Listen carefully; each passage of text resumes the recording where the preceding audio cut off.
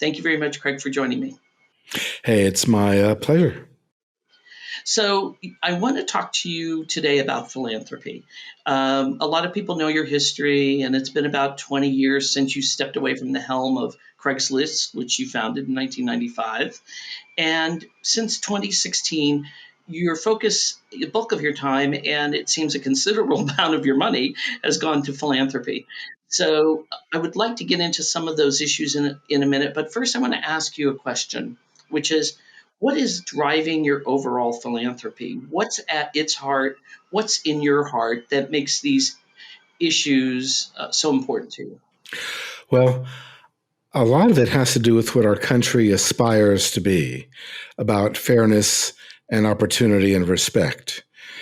We need to do better with that, and we need to, for that matter, to protect the country against bad actors, people of little conscience who don't believe in fairness, opportunity, and respect, who have a very different idea of what our country should be. I believe that the arc of the moral universe is long, but that it does bend towards justice. So people of goodwill should protect the country, should protect those values, should move them ahead. And we should not only push towards those values, but we need to protect the people who have fought for those values. We need to protect the people who are fighting for those values, like the people who fought in kinetic wars towards those ends. Those are our veterans and their families. They need a break. We need to protect the researchers and so on who are fighting to protect the country against disinformation and that kind of thing. So let's start with the veterans. I know that you've put a lot of money into those issues, and you're on the Bob Woodward Foundation's board. And so recently you put money into hunger and through his association. And it's not just about veterans, though. It is about other people who are food insecure. But let's talk about the veterans first. Well, to start, I figure if someone's going to risk their life to protect me, I should stand up for them. Our country is kind of forgetting how much we owe vets. I've also learned that their families give up a great deal while the active service member is deployed, maybe overseas, maybe in harm's way. So for 10 or so years, I've been doing what I can to support vets and their families. It did occur to me a few months ago that food insecurity is a big problem for a lot of people in this country. A lot of people don't know where their next meal is coming from. They may go to bed hungry, or they may go to bed seeing that there's nothing in their pantry. So I figured I should do something about that. And with the pandemic and its related economic collateral damage, tens of millions of more Americans are going to bed hungry, and a lot of them are vets, their families, and sometimes active service members and their families. This pisses me off, and instead of staying pissed off, I could do something about it, which means finding people who are good at helping and then providing them with resources they need, mostly money, but secondarily influence and communications support. And so that's what I've been doing. That's the pattern in all my philanthropy. I find people who are good at their job and help. Yeah, for the numbers, I saw a recent number that 30 million adults and 12 million children go to bed not always having enough to eat. So that has been exacerbated because of the pandemic and so many people who have lost their jobs. So that's such an important issue. Maybe a bigger number. In any case, I'm doing what I can, and other people are trying to pitch in as well. By funding something like the Bob Woodruff Foundation, they are giving that money out to other organizations, correct? Yeah. They're doing a much better job of it than that, too. Their model was finding good organizations, vetting them, and funding them. Now they have a network of networks of organizations on the ground, people who are good at their jobs across the country, addressing real needs of veterans, particularly food, and funding them in increasingly large numbers. The intention is that if you're in an area with a lot of veterans, you can find a group who's doing a good job by connecting to the Bob Woodruff group called Got Your Six. And that's a reference to when someone's on the field thinking their perspective as a clock, six is in back of them. So got your six means they got your back. And you look at local organizations as well, and I like to call out these organizations. In San Francisco, I think it's Swords to Plowshares that are helping people with homelessness. No, they're a Vietnam era organization, and they do a great job, particularly with veteran homelessness. I noticed that the pinned tweet on your Twitter account, 94% of U.S. teachers spend their own money on school supplies, and that you have given money to organizations like Donors Choose. Does that come from the same thought that these are people who are serving us, and so you're serving them? That's exactly right. Teachers do a great deal for our country. They're underpaid. They're not given the resources they need. Donors Choose helps the situation. We need a lot more help, but it's actually pretty useful. The only downside for me is that I spend a lot of time on Twitter retweeting their projects. So if you look at my tweet stream, maybe it's half teachers, then other stuff like standing up for the country directly, or by indulging in bird photos or other things. I have followed you on Twitter, and I do think it's fantastic that you share those, because I know part of what you have said your mission is, and when you do this, is you're bringing awareness to those needs. I find it really sad that this is the way teachers have to go about, funding the materials.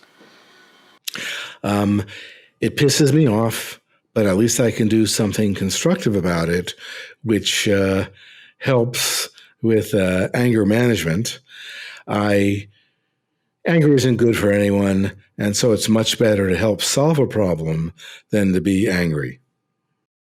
So pissing you off seems to be a theme, if that is in there. Does it piss you off there's not enough women in the tech field? I guess so. The deal is that there are things which aren't right. And they aren't right for reasons which are not good.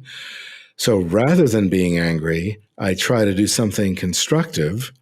A lot of it is based on the notion that I learned in Sunday school from Mr. and Mrs. Levin, who taught me that you want to treat people like you want to be treated. And some of the projects that you're funding, Girls Who Code, AnitaB.org, I believe that you just made a donation to that group. It's shocking to me that there are about 60% of all undergraduate women are getting degrees in tech.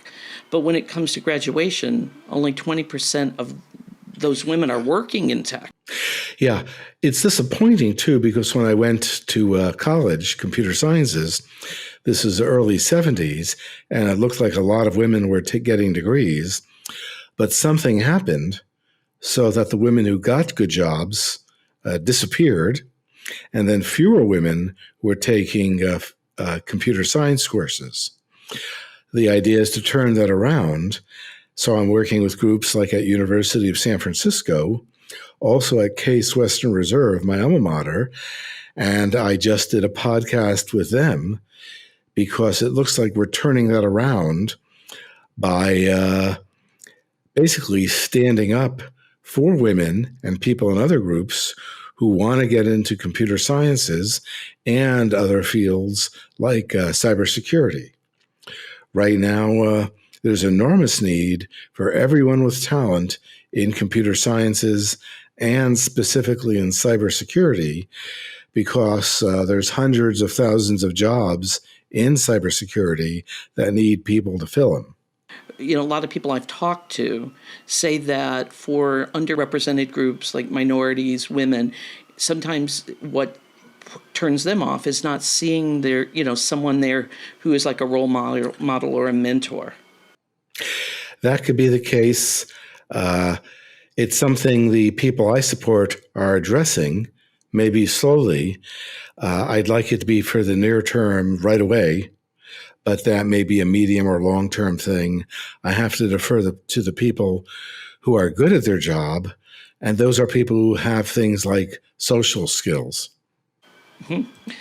Well, you're doing so good so far. So I can simulate social skills for as much as 90 minutes. After that, I will start getting cranky. Okay, well, we won't keep you that long. One of the other things that I'd like to go back to the cybersecurity thing. That's an area that we have talked a lot about at WorkingNation. And for those who are listening for the first time, WorkingNation is a nonprofit media organization focused on jobs now and in the future. So we are focused on these are opportunities, and cybersecurity is a big opportunity for people. I think the number I heard worldwide was like 2 million by the year 2025 they were going to need, which is huge. Yeah. Right now, cybersecurity, well, those skills can largely be picked up by anyone who finds themselves really comfortable and good with computers. The idea then is to find training to get into that. I don't think you need a college degree to be good at that. What I'm doing is I'm part of a group called Vets in Tech, which is about getting vets jobs in the technology industry. My focus is on training hundreds of vets every year for cybersecurity skills, which means they can get a new job, a new career in that area, or they can upskill themselves in cybersecurity so that they can keep the jobs they have and work on the next promotion. That's absolutely true. You don't need to have a 4-year degree. You can get a associate's or just the training with an industry recognized credential. And I will happily put all that into the article online when we post this, so anybody interested can find that info.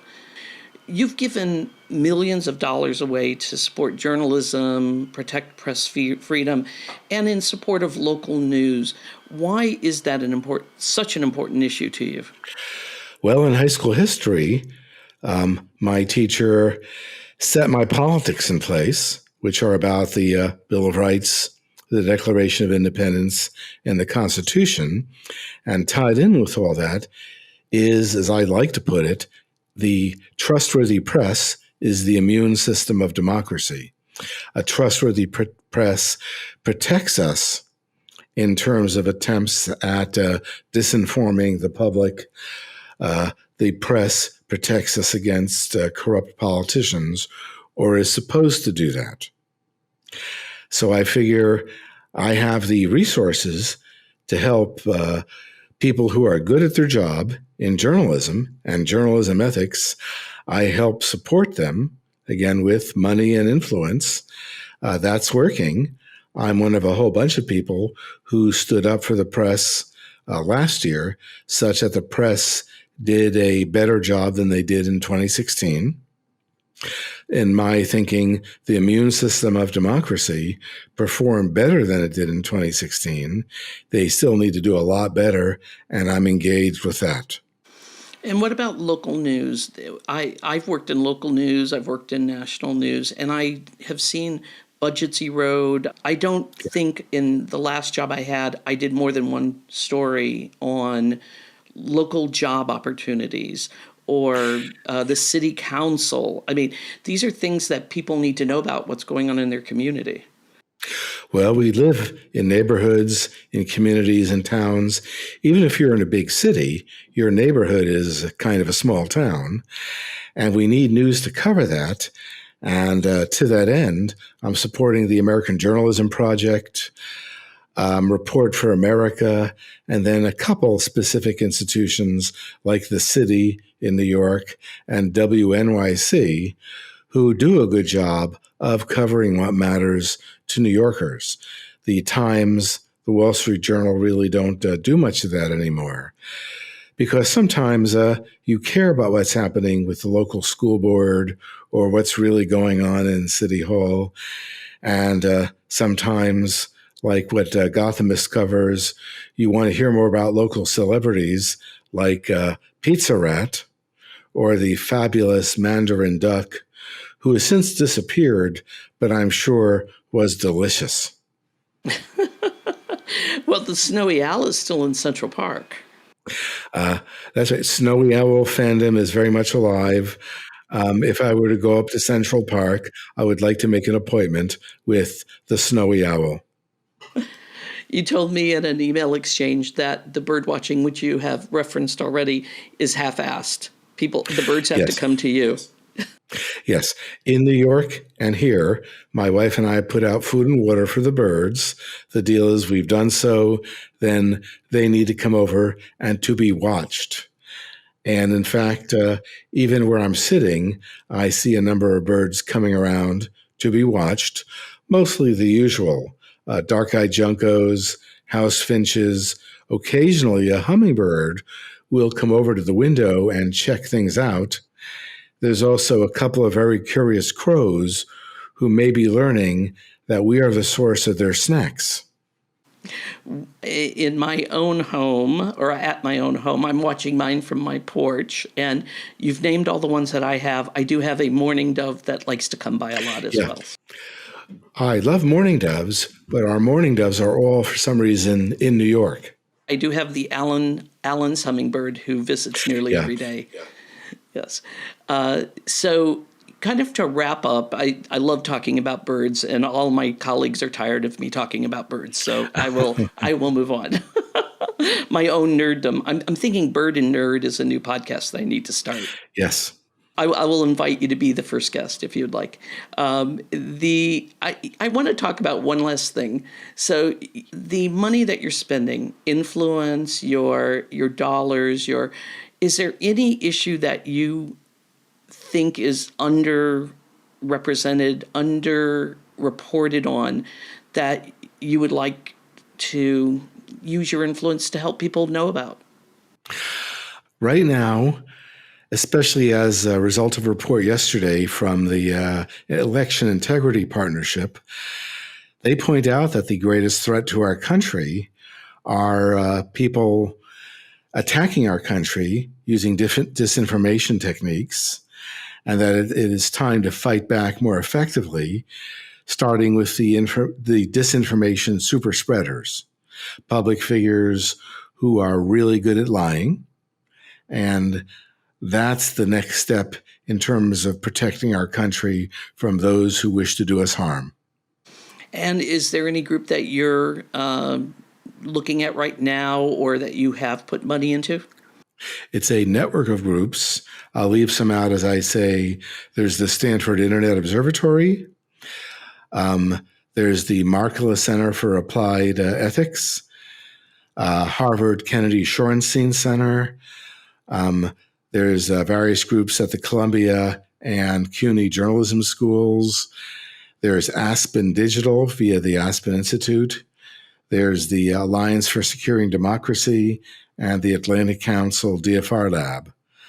I think I caught all the major groups that deals people of goodwill are working together to defend the country, and they're also taking on considerable risk, because the more traction and success they have, the more they draw the attention of people who want to hurt our country. Craig, thank you very much. I really appreciate you taking the time to talk to us at WorkingNation and South by Southwest. It's my pleasure. My regards to the mourning doves. And to the birds in your backyard as well. Bye-bye. Thank you. Bye. Thank you.